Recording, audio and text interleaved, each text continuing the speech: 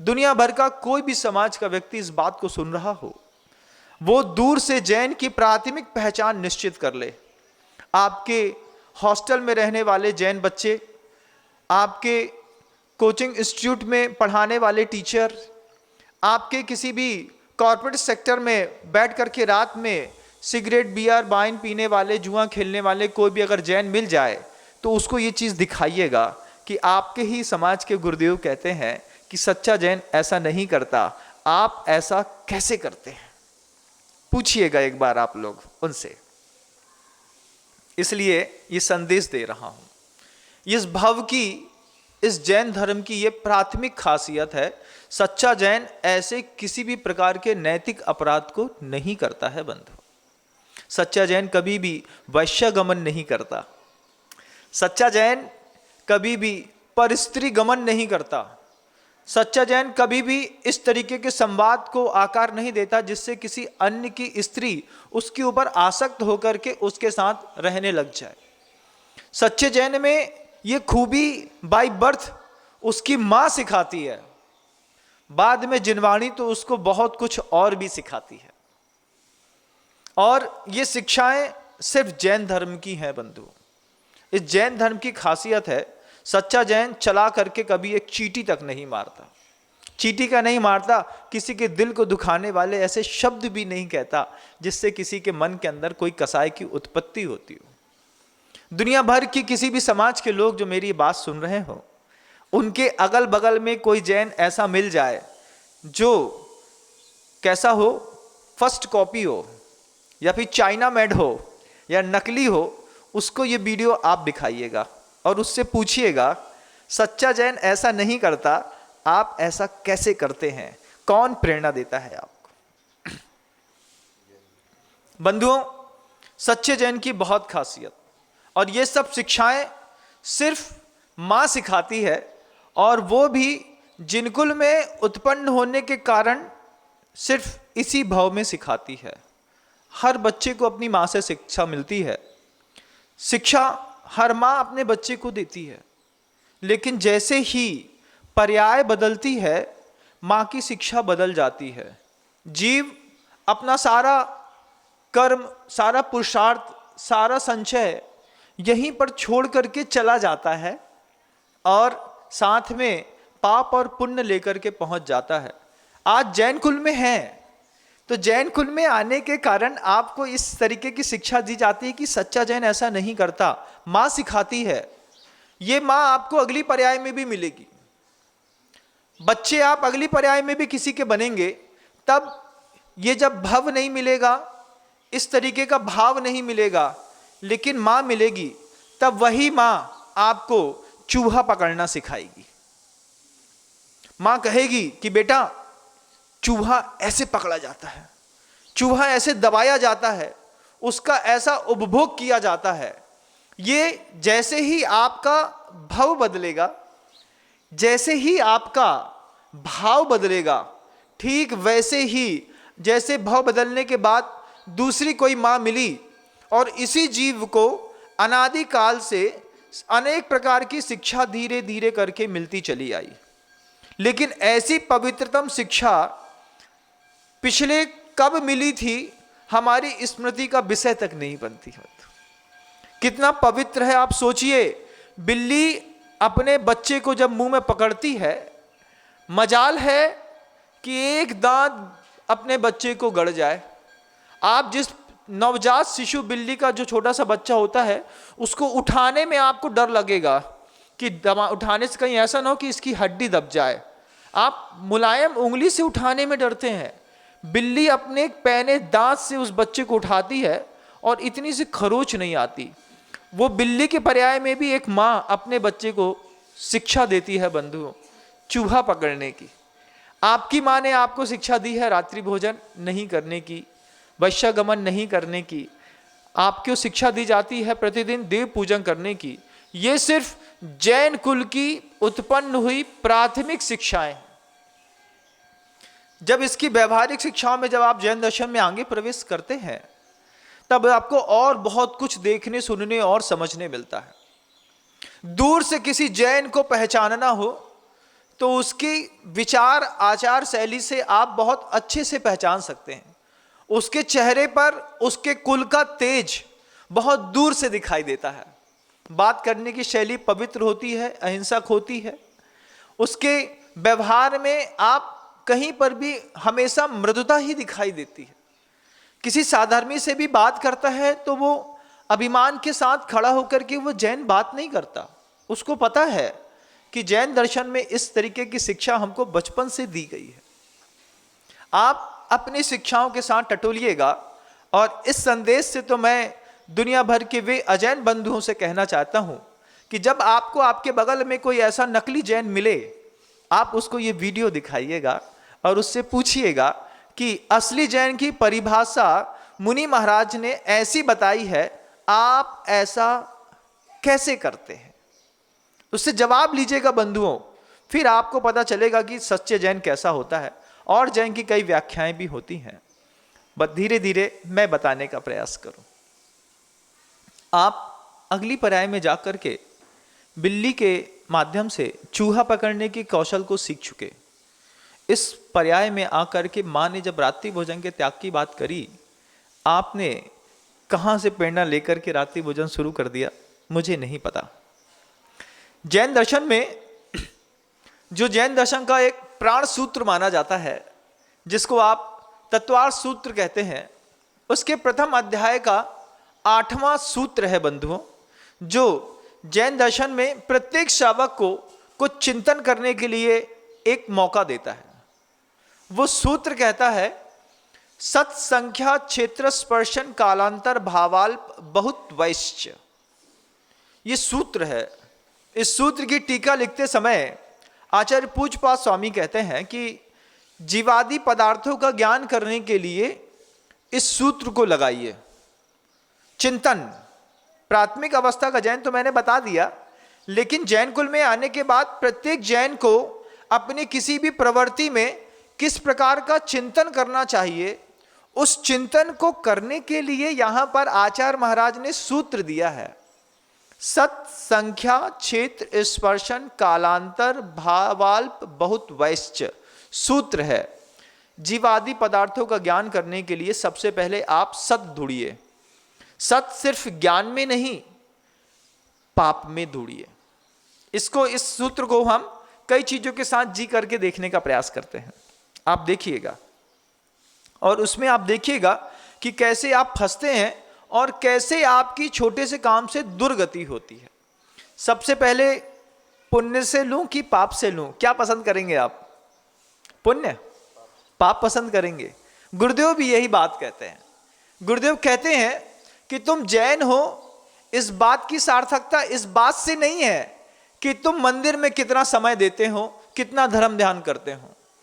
गुरुदेव कहते हैं तुम्हारे जैन होने की सार्थकता इस बात से है कि तुम कितने सारे पाप का त्याग कर देते हो।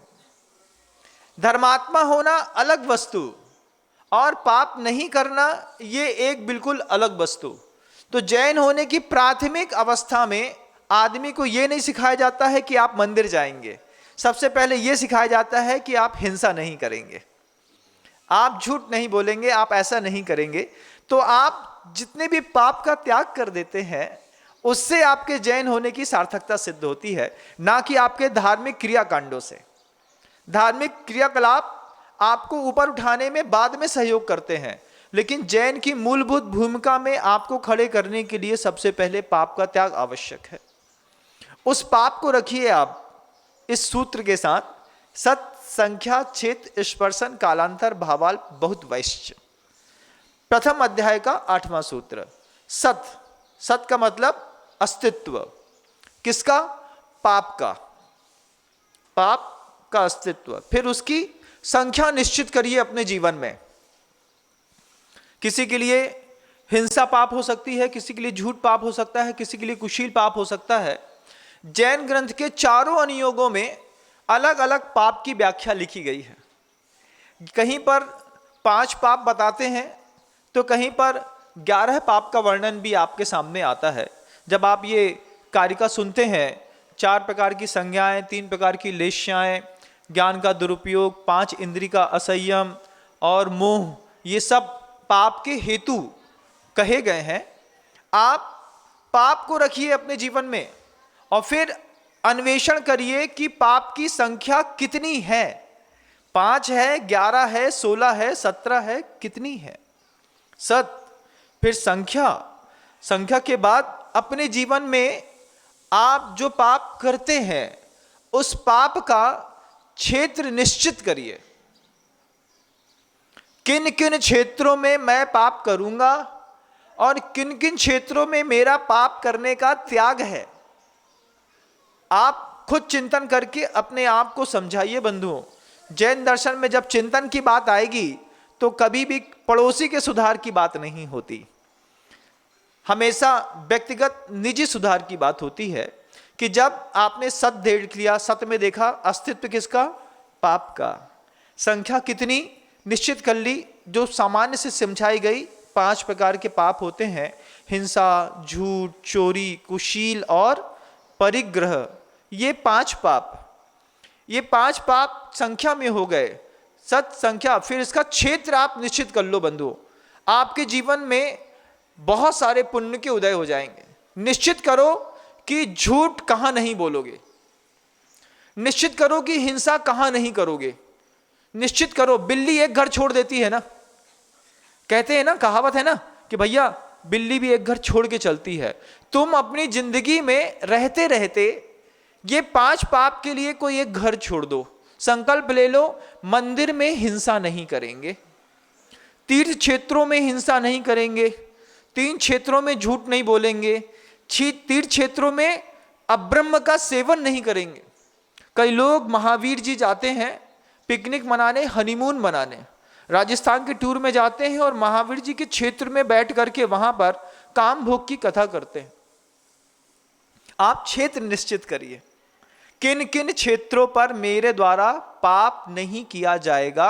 आप जब भी अपना किसी कॉपी में व्रत लिखते हैं, संयम लिखते हैं, इसकी मर्यादा सबसे पहले खड़ा करिए कि दिगंबर साधु के उपाश्रय में मैं किसी भी प्रकार का पाप नहीं करूंगा। रहना कितनी देर है दिगंबर साधु के उपाश्रय में? 10 मिनट, 15 मिनट, आधा घंटा, 1 घंटा। मंदिर जी के अंदर आप कितनी देर के लिए जाते हैं? सूटेड बूटेड होकर के, जींस टी शर्ट पहन करके गए, अधिकतम 10 मिनट। 10 मिनट का संकल्प करो कि 10 मिनट में हिंसा नहीं करूंगा, 10 मिनट में झूठ नहीं बोलूंगा, 10 मिनट में किसी भी चीज की चोरी नहीं करूंगा, 10 मिनट में कहीं पर भी जाकर के वहां पर अब्रह्म का सेवन नहीं करूंगा। मंदिर जी के अंदर किसी भी स्त्री के ऊपर मैं कुदृष्टि नहीं डालूंगा। यह निश्चित करो, निश्चित करो इस बात को लेकर कि मंदिर के अंदर चढ़ाए हुए धन को मैं अपने जीवन का अंग नहीं बनाऊंगा। 5 पाप है ना, छोटे पाप पे चलो, 5 पाप पे। अगर फिर इससे थोड़ा ऊपर उठते हैं, थोड़ी चिंतन शैली और अच्छी बनती है, तो फिर मंदिर के अंदर बुरे विचार नहीं करूंगा, अपने परिणाम नहीं बिगाड़ूंगा, अपनी लेशाओं को परिवर्तित नहीं करूंगा। 4 प्रकार की आहार, भय, मैथुन और परिग्रह, इन 4 संज्ञाओं को मंदिर के अंदर पैदा नहीं करूंगा। मंदिर के अंदर कभी भगवान के सामने खड़े होकर के ये नहीं बोलूंगा बहुत भूख लगी है, कब ये पूजा खत्म होगी। थोड़ी देर के लिए सहन करो। क्षेत्र में थोड़ी देर के लिए सहन करो कि हाँ, मैं मंदिर जी के अंदर ऐसा नहीं करूंगा। आप निश्चित कर सकते हैं अपने पुण्य को बढ़ाने के लिए कि मैं अपने नगर के मंदिर में ऐसा नहीं करूंगा, मैं अपने सिद्ध क्षेत्रों पर ऐसा नहीं करूंगा, अच्छे क्षेत्रों पर ऐसा नहीं करूंगा, जहां पर भगवान को केवल ज्ञान की प्राप्ति हुई है। ऐसे निर्वाण पवित्रतम भूमियों में सम्मेद शिखर जी में जाने के बाद उस पवित्रतम क्षेत्र पर जब तक मैं सम्मेद शिखर जी के पहाड़ से अपने इस औदारिक देह को उतार न लूं, तब तक मैं कोई पाप नहीं करूंगा। ऐसा विचार करके फिर आप सम्मेद शिखर जी की यात्रा का संकल्प करिए। फिर आप देखिए आपको कितना आनंद आता है। आपके चिंतन के लिए सूत्र लिखा, सत संख्या क्षेत्र स्पर्शन कालांतर भावाल बहुत वैश्य। इसमें जीव को लगाओ, इसमें पाप को लगाओ, इसमें पुण्य को भी लगाओ, धर्म को लगा करके देखो एक एक सूत्र में कितनी जान रखी है। क्या सोच करके आचार्यों ने सूत्र रखा है, हम उस सूत्र को सूंघना भी पसंद नहीं करते। उन्होंने अंदर क्या है कि सरसों के दाने में सुई से छेद करके और उसके अंदर समुद्र भरने की कला आचार्यों को आती थी। सूत्र उसको कहते हैं कि राई के दाने में एक सुई से छेद करके और उसके अंदर सागर भर दिया हो, ऐसा ये पवित्रतम सूत्र। इसमें हम एक बार अपने आप को अनुभव करके देखें। कैसा अनुभव करके देखें कि हाँ महाराज, आप जो कह रहे हैं ये देशना मुझे पहले शायद सुनाई ना दी गई हो, आज मैं इस बात को सीख रहा हूं। जो यंगस्टर्स बच्चे हैं, छोटे छोटे बच्चे हैं, मंदिरों में जाते हैं, बड़े बच्चे भी होते हैं, कुछ 80 साल के बच्चे भी होते हैं जिनके बाल सफ़ेद हो जाते हैं, दांत टूट जाते हैं, लेकिन वो बच्चों को कुछ आता जाता नहीं है। वो भी छोटा बेबी होता है, उसको भी दिमाग में नहीं चढ़ता। उस छोटी बेबी को भी हम कहना चाहते हैं कि बेबी, इस छोटी सी बड़ी उम्र में अपने को मंदिर के अंदर पाप नहीं करना है। मंदिर के अंदर बड़े बच्चों, 80 साल वाले, 65 साल वाले, 70 साल वाले, वे बड़े बच्चे बहुत अच्छे होते हैं। वे बच्चे इंजीनियर्स भी होते हैं, IIM के टीचर्स भी होते हैं, IIT पास आउट भी होते हैं, लेकिन बच्चे होते हैं। यो यत्र अनभिघ्न सब आला है। जो जिस चीज को नहीं जानता है उस क्षेत्र में वह व्यक्ति बच्चा ही है। अगर आप धार्मिक क्षेत्रों को नहीं जानते हैं तो आप उम्र के पड़ाव में बड़े हो सकते हैं, लेकिन आप हैं तो बच्चे ही। तो यहां पर आचार्य भगवंत कहते हैं कि उस पाप को सत में रखा, संख्या में रखा, संख्या निश्चित करी, 5 हैं, 11 हैं, 16 हैं। आगम में जब भी आपको फुर्सत मिलती है अपने पाप के कामों से, आप एक बार टटोल के एक लिस्ट बनाइए कि जैन दर्शन में किस किस चीज को पाप कहा गया है। प्रथमा नियोग में कहां कहां पाप का वर्णन है, चरना नियोग में कौन कौन सी चीजों को पाप कहा गया है, द्रव्य नियोग में पाप की क्या परिभाषा है, करुणा नियोग में पाप किस स्थान को कहते हैं, कहां पे कहते हैं। एक बार जब भी मौका मिले पूरे जैन दर्शन से सिर्फ पाप का इकट्ठा करके आप पढ़ने समझने का प्रयास करें। जब मौका मिले उसके साथ प्रयास करें कि क्षेत्र के बाद स्पर्शन कितना करना है, हिंसा का कितना स्पर्शन क्षेत्र रहेगा, कहां कहां पर स्पर्शन रखूंगा मैं, कहां कहां पर मैं हिंसा करूंगा, कहां कहां मैं पाप करूंगा, उसका भी क्षेत्र निश्चित करो। गुरु के कमरे के अंदर किसी भी प्रकार का पाप नहीं करूंगा, जिनालय के अंदर नहीं करूंगा, वेदी के अंदर नहीं करूंगा, प्रतिमा के अंदर नहीं करूंगा। ऐसे पाप का स्पर्शन क्षेत्र भी निश्चित करिए आप। इससे क्या होगा? इससे बहुत कुछ होगा बंधुओं। अगली पर्याय में ऐसी मां नहीं मिलेगी जो आपको चूहा पकड़ना सिखाएगी। अगर आपने सूत्र पकड़ लिया है तो आप मानिएगा कि अगली आने वाली पर्यायों में ऐसी कोई मां नहीं मिलेगी जो खुद नाली के अंदर उतरी होगी और अंदर मुंह डाल करके पूरे नाली में से टटोल करके अपने लिए खाना खाना किसी बच्चे को सिखा रही होगी। देखा है कभी सुअर को? आधा मुंह सुअर का, करीब 30% मुंह नाली के अंदर घुसा रहता है। नाली के बाहर आपको ऊपर से काला काला पानी दिखता है। सुअर की वो पैनी दृष्टि होती है बंधुओं कि नाली के अंदर अपनी पूरी नाक, अपना पूरा मुंह घुसा करके छोटे छोटे से बच्चों को छोटी उम्र में नाली में उतार देती है। इस चीज की शिक्षा देती है कि बेटा तुमको भोजन इस नाली के अंदर गंदे पानी के नीचे मिलेगा, उसको खा करके जिंदा रहने की कला कोई मां अपने बच्चे को सिखाती है। आज मौका मिला बंधुओं हमको जिनकुल में आकर के रात्रि भोजन के त्याग के साथ अपनी इस चेतना को पवित्र करने का मौका मिला है हमको, इस बात के लिए कि हम जिनकुल में आकर के, मौका है, शरीर ने बहुत सहयोग दिया है, दोनों हाथ दिए हैं, बाहुबल दिया है, घर के अंदर संपत्ति दी है, पैसा दिया है, प्रभावना दी है, इज्जत दी है, हम मंदिर जाकर के भगवान की पूजा कर सकें सुबह सुबह।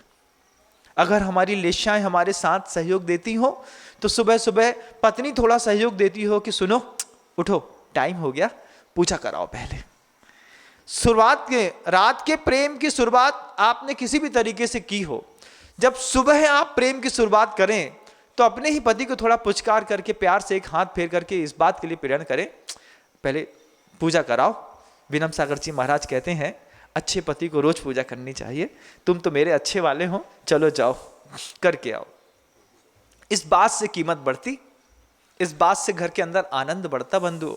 नहीं तो आज माँ जिनवाणी और आपकी माँ आपको सिखाती बेटा रात्रि भोजन नहीं करना, फिर पर्याय में एक ऐसी माँ मिलेगी जो नाली के अंदर आपको धीरे से उतारेगी और बोलेगी बेटा तुम्हें जिंदा रहने के लिए अब रोटी खाने की कोई जरूरत नहीं है, तुम्हें जिंदा रहने के लिए अब साफ पानी की कोई जरूरत नहीं है, तुम्हें जिंदा रहने के लिए अब मंदिर जाने की जरूरत नहीं है, तुम्हें जिंदा रहने के लिए अब किसी भी प्रकार की साधना करने की जरूरत नहीं है, तुमको जिंदा रहने के लिए सिर्फ भोजन की जरूरत है। और भोजन तुमको तुम्हारा मिलेगा तो इस नाली से मिलेगा। टटोल बेटा, बेटा टटोल। वो सुअरी अपनी पर्याय में 12-12, 15-15 बच्चों को सिर्फ जिंदगी भर पेट भरने की कला सिखाती है बंधु। वो भी एक माँ है, उसका वो छोटा सा एक बच्चा आप उठा लो, उतनी ही वेदना होती है जितनी अभी इस मनुष्य पर्याय में किसी माँ को होती है। तो महाराज उस पर्याय में वो कैसी गई, ये जिनकुल में आने के बाद जिसने अपने बच्चे को इस बात का संस्कार न दिया होगा कि बेटा रात में नहीं खाते, बाहर का नहीं खाते, पेंट्री कार का नहीं खाते बेटा, अभी उसी कड़ाहे में पता नहीं किस जीव के कलेबर को डाला गया होगा, उसके बाद तुम्हारे लिए समोसा फुल्की कचौड़ी निकाल करके वो पेंट्री कार वाला लेकर के आ गया है। बेटा अपन जैन हैं, अपन ऐसा नहीं खाते। ऐसा सिखाने की कला माँ ने सिखाई होगी, सिखा गई तो फिर अपने बच्चे को साथ में लेकर के स्वर्ग की यात्रा में निकल गई कि मेरा बच्चा है, हम इसको ऊपर के संस्कार देकर के ऊपर भेज देंगे।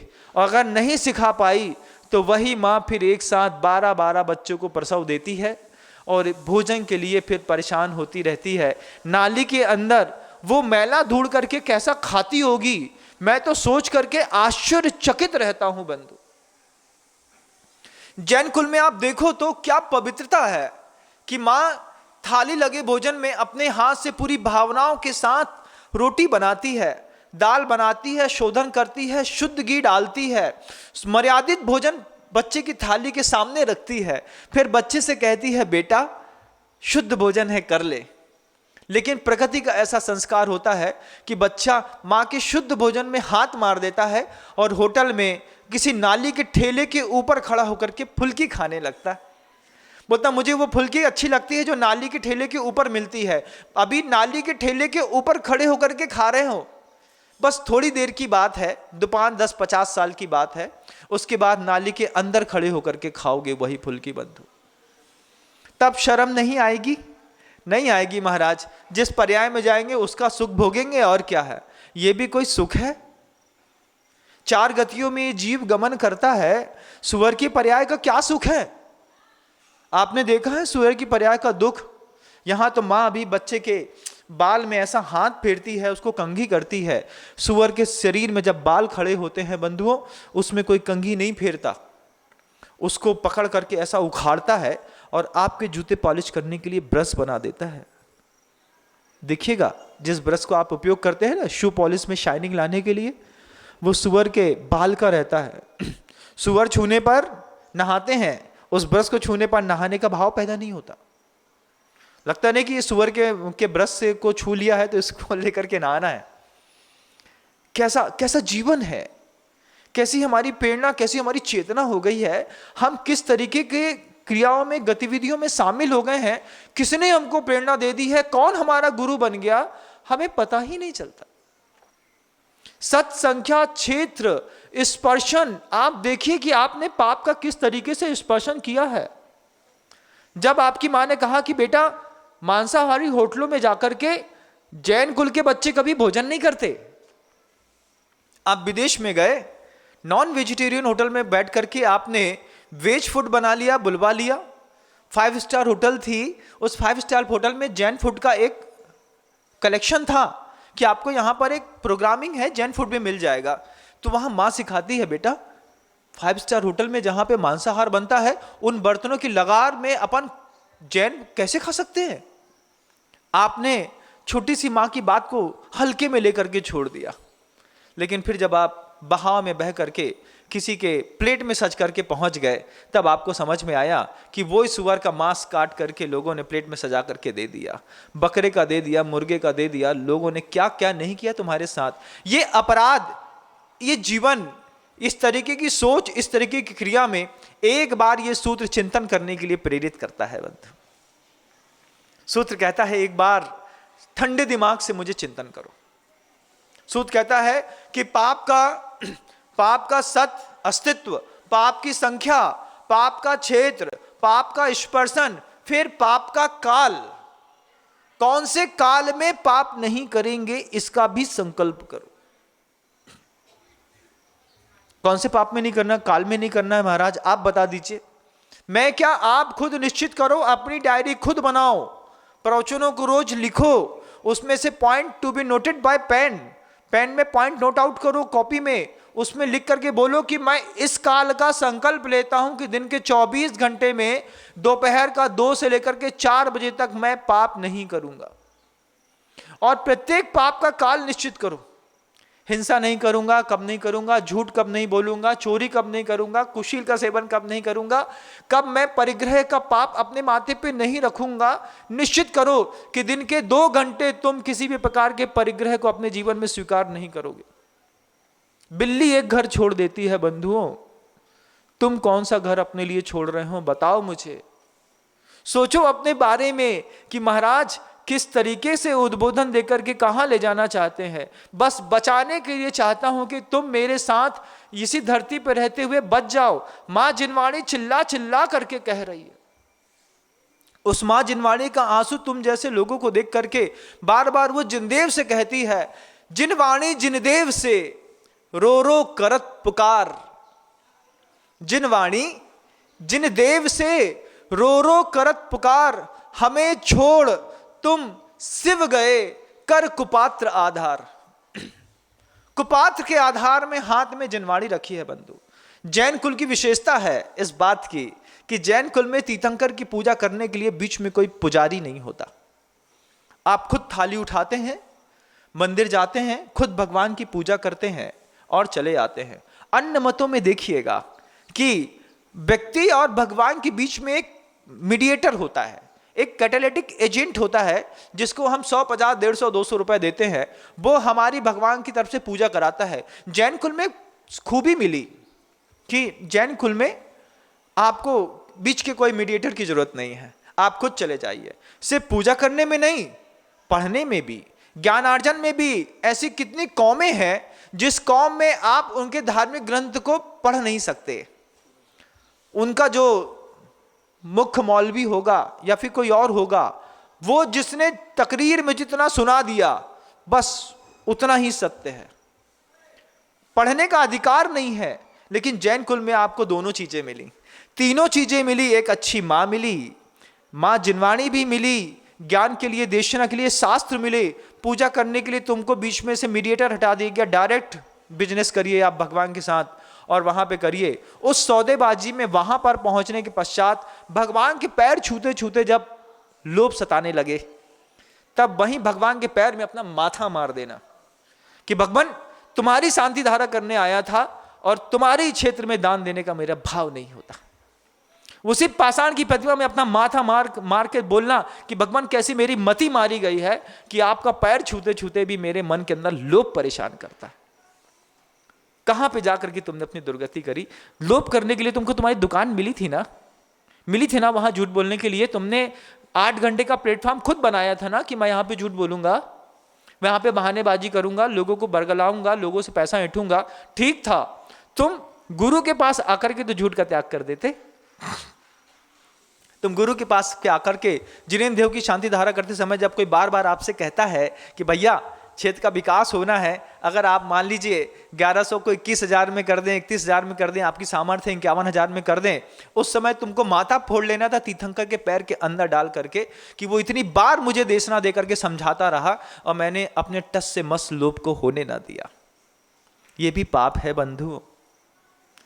धर्मात्मा आदमी मंदिर के अंदर पहुंच जाए तो उसको संकल्प कर लेना चाहिए कि अब ये गृहस्थों में निश्चित आचार्य, उपाध्याय या फिर जो भी साधु परमेष्ठी जो बोलेंगे, क्षेत्र के अंदर आया हूं, उनकी हर बात स्वीकार है।